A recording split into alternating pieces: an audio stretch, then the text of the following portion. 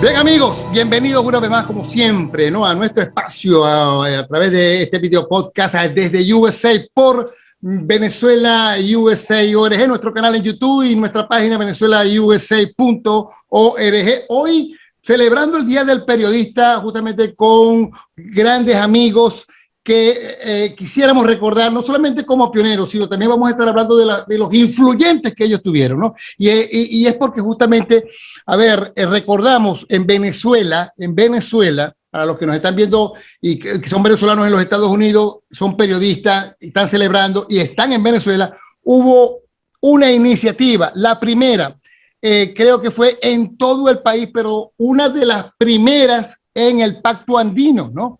En Sudamérica, como fue el Diario del Lago. Y creo que estaban ya dirigiendo o como editor Jairo Lugo, que nos acompaña, también Gustavo Valdivieso, que se encuentra en Bogotá, Hugo Delgado, que también se encuentra en Bogotá, Jairo se encuentra, bueno, está en este momento en España, pero se encuentra, es decano de la Universidad de Zara en los Emiratos Árabes. Y creo que estaba el fotógrafo Gustavo Bauer, que dentro de poco pues va a iniciar transmisión con nosotros, espero que lo logre, ¿no? Bueno, a ver, vamos a comenzar. Y Merlin Lozada. Y Merlin Lozada, que se encuentra en los Estados Unidos. A ver, mira, Jairo, comencemos contigo. ¿Cómo nació la idea? No existía ninguna página web de noticias como tal. A ver, buscar el hosting, la credibilidad, ¿no? Porque la gente decía, ¿cómo voy a sacar yo un aviso del diario X, ¿no? Para no darle el nombre, para colocarlo en este nuevo experimento que la gente decía, esto es el futuro, pero ¿cómo? Encájamelo allí, ¿no? Sí, nosotros, Gustavo, Merlin y yo, pues teníamos la inquietud de decir, bueno, mira, estos medios, este medio llamado Internet ofrece un espacio muy diferente para hacer algo interesante. Pero no se puede pensar solamente con la forma tradicional de un periódico, es decir, con la estructura del periódico. Tenemos que pensarlo de una forma diferente, es decir, como un espacio para compartir información y noticias. Y en esas conversaciones que teníamos, pues surgió la idea de hacer un periódico. Merlin, que fue quizás el motor técnico, porque siempre, él estaba muy adelantado en la parte tecnológica, dijo, bueno, exploramos varios de las oportunidades que ofrece Internet. Me acuerdo incluso, pensamos originalmente en CompuService. CompuService era un servicio que había en aquella época, pero era como un LAN, era un Internet cerrado. Entonces decidimos que más bien nos íbamos por el Internet abierto y ahí se acaba de abrir una empresa en Maracaibo de servicios proveedores, hicimos el hosting con ellos y creamos el diseño, que fue el diseño del periódico, nos lo hizo Daisy Ramírez, que hoy en día vive en España.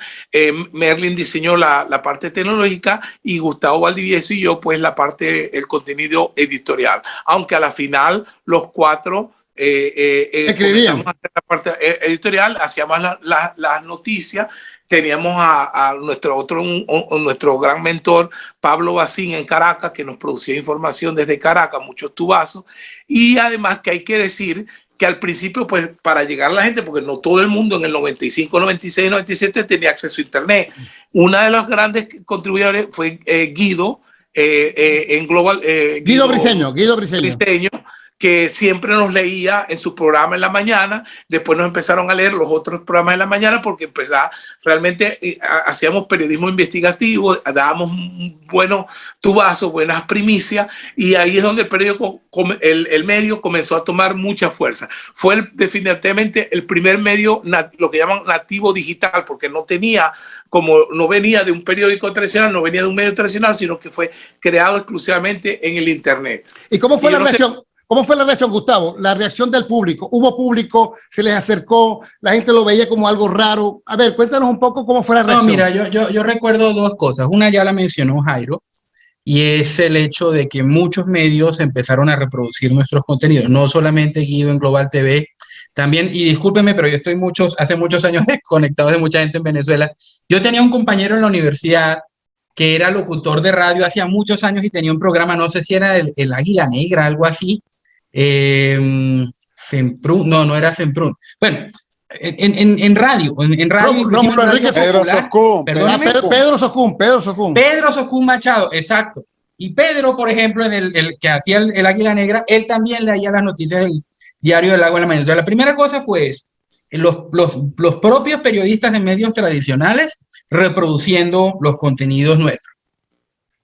La segunda cosa muy, muy interesante fue el acceso a información. Fíjate que nosotros, al ser un medio nuevo y un medio pequeño, muchos periodistas venían yo recuerdo la época de la oficinita que teníamos en Tierra Negra al lado de una pizzería, y se sentaban periodistas de medios que competían entre ellos a contarnos historias que ellos no podían publicar en sus propios medios. ¿Me explico? Me acuerdo de Alirio Rodríguez, que estuvo en la columna, de muchos otros que estaban en otros medios, colegas de Panorama, etcétera, colegas de radio, que iban allá y conversaban entre ellos y conversaban con nosotros.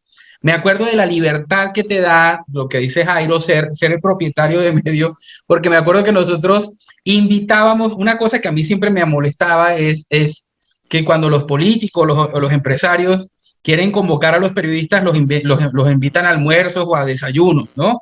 Pues nosotros invitábamos a los otros a los desayunos y a los almuerzos. Entonces, esas cosas son recuerdos muy bonitos que tenemos de la época del Diario del Lago. Y tenemos otro recuerdo, que es haber sido el primer medio, no solo el primero nativo digital, como ya lo dijo Jairo, no solo en Venezuela, sino en toda la región andina, sino el hecho de haber sido también el primero censurado, que es una cosa que Raiza Uribarri, por ejemplo, otros colegas de esa época de Maracaibo recuerdan con frecuencia, porque fuimos eso, una combinación de intereses políticos y económicos hizo que estuviéramos fuera de las redes durante un mes, creo, o algo así. Pero entonces, son muchas anécdotas bonitas. Yo creo que mucha gente en Maracaibo llegó a recibir el impacto del Diario del Lago. Mira, no, y no solamente eso, sino que los convierte nuevamente también en el tema del periodismo digital a Maracaibo en pionera, porque bueno, así como la primera vez que tú sabes el cuento, ¿no? La primera vez la energía eléctrica, el primer banco del país, también el diario. ¿Cómo hacían para actualizarla? Porque era un modelo distinto a cerrar la página para las noticias en la mañana, ¿no? Ahí tenía que estar actualizando completamente. Hugo. Sí, Damaso, yo entré en la segunda fase de cuando, como te dije, ¿no? Cuando la diáspora comenzó a afectar a Venezuela, cuando se va Jairo, cuando se va Gustavo, cuando se van todos. Entonces, pero para mí lo más destacado de esto fue la humildad con la que trabajamos, porque no nos dábamos el alarde de que estábamos haciendo prácticamente historia. Y en el sentido de que esta concepción del medio digital, que no se tocaba sino muy someramente en lo que llamaban en la web estática, en la web que no tenía esa retroalimentación ni nada. Y Jairo, si bien destacó, y Gustavo, unos elementos importantes, creo que lo más importante del Diario del Lago fue que creó un modelo de medio de comunicación de ruptura. Es decir, rompió lo que había con lo que venía y proyectó hacia lo que venía. Y lo más importante en todo esto es que los periodistas que iban no fueron muchos, como dice Gustavo, estuvo Alirio, hubo mucha gente que fueron. Luis Pérez, que después fue a La Verdad. Luis Pérez, está Gerardo Oviedo, que está en Lara, en fin. Cuando todo eso ocurre, fue la manera natural como asumieron los periodistas lo que venía. Es decir, yo creo que el gran impacto que causó el Diario del Lago, aparte de crear un concepto, porque cada 3 horas se actualizaba. Por eso era que yo decía que era diferente totalmente a los grandes periódicos que tenían páginas web estáticas colocadas, porque aquí se actualizaba cada 3 horas, ¿no? 3, 4. Y te voy a decir algo más. Lo hacíamos en HTML, que es el lenguaje básico de programación. O sea, no escribíamos como escriben ahora, que agarran el bolsito y ¡paca! De una vez. El WordPress, creo. Se hacía en HTML, que era un lenguaje de programación difícil. Mira, y por ejemplo, en el caso de Daisy Ramírez, que fue la que diseñó, prácticamente ella es pionera en eso, porque no había no había material suficiente, y no solamente en Venezuela, sino afuera, material suficiente para hacer este tipo o este nuevo modelo de medio. Entonces, mira, ella también tiene un mérito inmenso en el área del diseño. Mira, importante decir, esto nació en el año 97. La gente, bueno, ya había un modelo de negocio consolidado, ¿no? Los avisos, todos también participamos en el periodismo impreso, en la radio, los avisos, los clientes, las corporaciones, las páginas ya guardadas para determinados eventos. ¿Cómo fue el modelo de negocio para hacer una ingeniería de permanencia para el Diario del Lago en el año 97, cuando todavía no existían páginas web ni en el país ni en muchas otras naciones de Sudamérica? Eso lo puede hablar Jairo, porque sí. Jairo tiene una virtud que yo, claro, en confianza yo me río, pero cuando vamos al campo real, de verdad, Jairo tiene una habilidad que no la tiene mucho, y es saber vender bien un producto. Entonces, ¿qué pasó? ¿Cómo vender como tú lo estás diciendo, cómo vender un producto en un medio que jamás nadie lo había utilizado? O sea, no lo habían utilizado. Entonces, ¿cómo venderlo? O sea, ¿cómo decir, como allá dicen en Maracaibo, ¿no? ¿Cómo caerle a cotorra al cliente para que el cliente te crea? Pueda convencerse pregúntale a Jairo. Pregúntale a Jairo. Aquí está Jairo. Pregúntale a Jairo eso porque... No, nosotros tuvimos varios clientes pequeños que comenzaron con nosotros. Tuvimos una peluquería, una panadería, locales. Sí, le hacían banner. Claro, no te olvides de la pizzería con la que hacíamos intercambio. la pizzería que hacíamos intercambio, que además, cuando Gustavo y yo editamos en mi apartamento en la Avenida Universidad, y me acuerdo que tenemos que apagar estábamos en mi apartamento allá, y a las 2, 3 de la mañana nos daban pizza de la pizzería esta. Y bueno, eso como era una operación pequeña, si no teníamos 4, no teníamos 100 personas, sino éramos pocos periodistas, pues no necesitamos tanto ingreso, ¿no? Y eso fue pionero, porque hoy en día las organizaciones noticiosas que están surgiendo, nativos digitales, 20 años después, 25 años después de esto, 30 años después de esto, están ahora adoptando ese modelo que nosotros adoptamos en el año 96. ¿Me explico? Que era tener un grupo pequeño con una agenda propia, que realmente no era que rompíamos con la agenda tradicional, porque una de las cosas que pasaba mucho era que lo que el periódico principal, el Nacional, Universal, el Panorama tenía, todo el mundo creía que lo tenía que tener. En cambio, nosotros nos íbamos con nuestras propias historias que además nosotros las buscábamos y las investigamos. Por ejemplo, que si las llevaban. Exacto, o nos las llevaban. Las termoeléctricas Zulia, que generaba una contaminación, por ejemplo. Entonces pasó también lo que es natural, que es que muchas de las compañías que se veían ahí decían, bueno, nosotros tenemos que estar presentes ahí. Yo recuerdo que el primer cliente grande que tuvimos así grande fue Pequiven, con Ovidio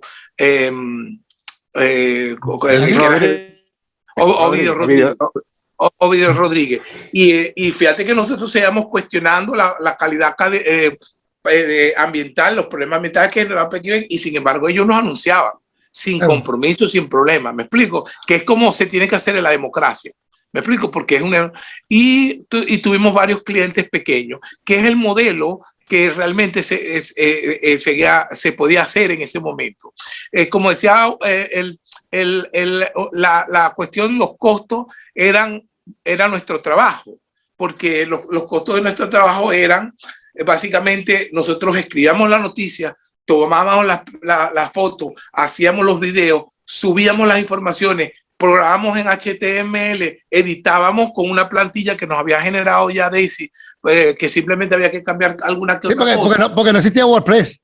No, chico. No, era HTML. Es más, HTML, lenguaje de programación. Claro, que lo que llaman hoy el coding, que todo el mundo está obsesionado con enseñar a las generaciones coding nuevas, pero claro, nosotros escribíamos en coding por razones, por ejemplo, Hugo, Gustavo y yo, y Merlin escribimos en Cody porque cuando salieron las primeras máquinas de escribir allá en las primeras computadoras no usaban Microsoft Word. Nosotros usábamos un software que se llama WordStar, que para tú escribir en WordStar tenías que hacer coding. Eran como, tenías que poner paréntesis, B para que la letra fuera negrita, cerrar el paréntesis, poner un acento, etc. Y se lo pregunto al equipo, 24 años después, ¿en qué ha cambiado el periodismo digital? Desde esa primera iniciativa a en este momento que existen millones de páginas digitales tratando de visibilizarse con la noticia. Para mí el elemento más disruptor, que me ha cambiado más la cosa, es el surgimiento de las redes sociales. ¿Me explico? Porque siguen las páginas web, el periodismo sigue generando contenido importante, pero el proceso de diseminación del contenido ya no está en manos de los medios, está en manos de las redes sociales. Entonces, claro, es una tragedia para el periodismo porque las redes sociales se aprovechan del contenido periodístico, hacen su lucro, hacen dinero, pero no le cae, no se genera ingreso para los periodistas o para los medios que emplean a los periodistas. Entonces, hay por ejemplo, los anunciantes se han trasladado masivamente a las redes sociales, a Google, a Facebook, a Twitter, a YouTube, etcétera. Y el periodista en sí y el medio en sí no hace tanto dinero como lo que están haciendo el otro. Hay países que están corrigiendo eso, como Australia, que acaba de pasar una ley que ahora exige a Google y a otras redes sociales y plataformas sociales que paguen por el contenido que se genera.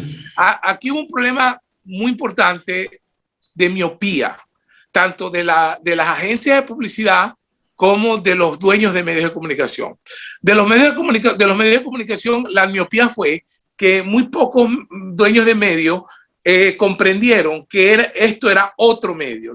Lo que ellos hicieron fue reproducir el medio tradicional en la nueva plataforma y básicamente ese modelo no funcionó porque no se podía trasladar las características y los beneficios del medio tradicional hacia allá, porque en el medio de papel, por ejemplo, en el periódico, que son los que más han sufrido, hay un control autorial, o sea, el medio es dueño de la narrativa. Monopoliza. Bueno, y controla. Ya cuando pasas a las redes sociales, a la internet, no es así. Y el segundo problema fue las agencias de publicidad que de forma irracional, sin pensarlo, comenzaron a empujar a sus clientes, a los anunciantes, hacia la plataforma digital sin tener un plan elaborado de cómo iban a monetizar eso. Entonces, ¿qué pasó? Que después de unos 3, 4 años, Facebook, Twitter, las redes sociales, Google se les voltearon les explotó la cara, les explotó la cara, se le voltearon y le dijeron a los grandes agencias de publicidad, WWP,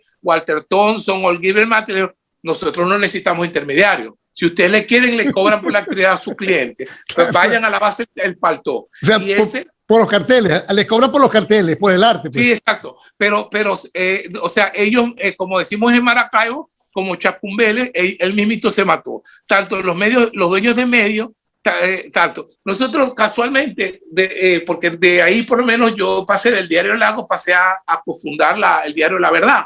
Por otras razones, es otra historia, pero yo le decía a la gente, esto hay que repensarlo, pero el problema era que los dueños de los medios tradicionales habían sido tan exitosos en el pasado, generando dinero, que no pudieron ver el cambio de paradigma y no hicieron los cambios a tiempo y, por supuesto, destruyeron el mercado publicitario, destruyeron el modelo económico de los medios, de sus propios medios, sin generar un modelo alternativo que les permitiera sobrevivir en la siguiente era. Y por eso hoy en día, por ejemplo, no hay ningún periódico que se esté imprimiendo, que sepa yo, que se esté imprimiendo en papel en Venezuela, sino ocasionalmente, y muy pocos periódicos están siendo realmente rentables, excepto algunos que otros que venden avisos de obituario. Ok, correcto. Mira, ya nos está quedando poco tiempo, pero queríamos hablar de la importancia de la influencia. Ustedes tuvieron mucha influencia de un periodista que estuvo en agencias internacionales como la UPI, que es Unidad Prensa de Periodistas Internacionales, y que hacía un periodismo importantísimo en lo que respecta, por ejemplo, en el caso de Maracaibo, en cuanto a la era petrolera. ¿Qué les dejó? ¿Qué recuerdan de Antonio Marcano? Antonio Marcano, bueno, él estuvo fue en AP, él fue analista político y económico de Associated estuvo en Press. UPI también. No, UPI fue el señor Pablo. No, El señor Antonio. Gustavo, disculpa. El señor Antonio, cuando estudió en la Javeriana aquí, él fue analista nocturno de UPI. Associated Press, no de UPI. No, de UPI. No, de AP. Pero bueno, lo importante del señor Antonio, que es alguien al que tenemos en común y que le debemos muchísimo, o muchas cosas importantes de él, pero lo que yo recuerdo es esa visión de largo plazo de un periodista muy raro. Muy raro porque un periodista muy raro, mira, porque ahorita, porque era un periodista que se la pasaba entre los libros y entre analizando teorías, y era filósofo. No veías al señor Antonio, tú lo veías leyendo la teoría pura del derecho. Lo veías como lo vi yo una vez, y eso lo hablamos con Hugo y con Jairo, en agosto de 1993.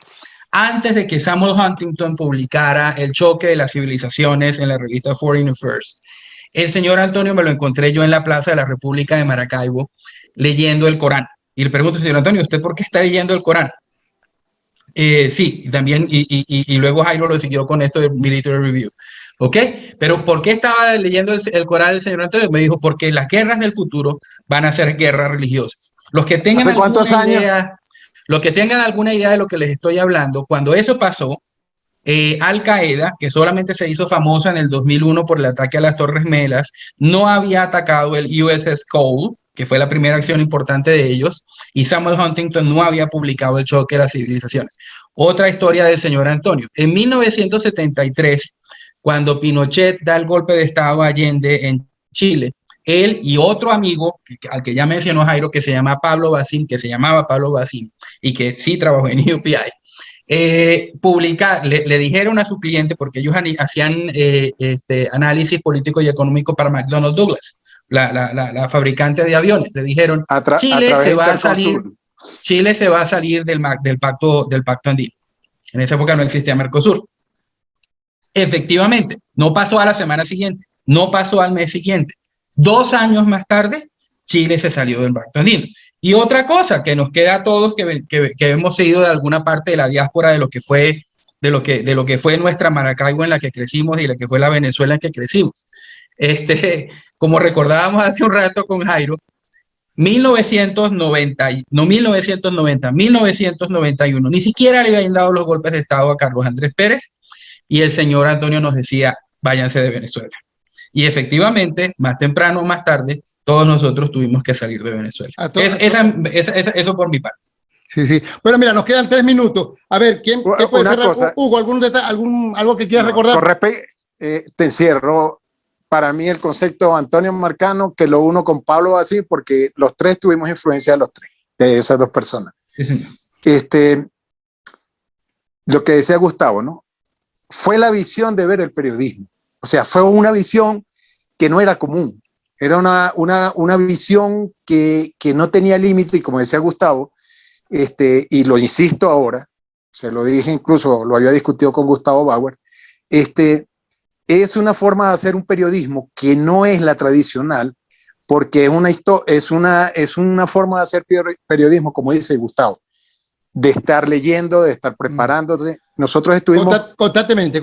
Sí, para cerrar. Pero ya va, Damaso. Cuando yo digo leer, no es leer cualquier cosa que pasa por nosotros, que te caiga por la mano.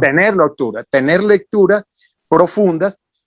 Hay un libro que, por cierto, yo lo tengo aquí todavía, que es un clásico del señor Antonio, que fue lo primero que nos recomendó a Jairo y a mí.